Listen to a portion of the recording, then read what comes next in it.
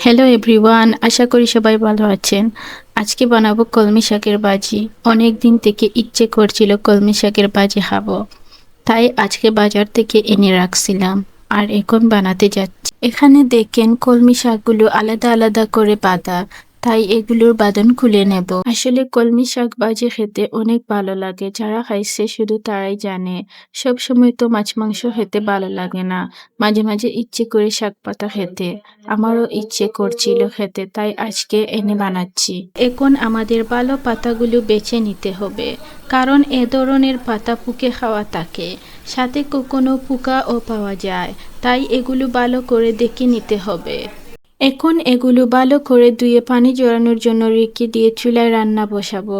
প্রথমেই তেল দিয়ে দেব। তেল গরম হয়ে গেলে পেঁয়াজ, কাঁচামরিচ, লবণ এবং হলুদ দিয়ে নেড়ে চেড়ে নেব। আর এখন দিয়ে দেব কুচি করে কেটে রাখা আলু। আলুগুলো কিছুক্ষণ ভেজে নেব।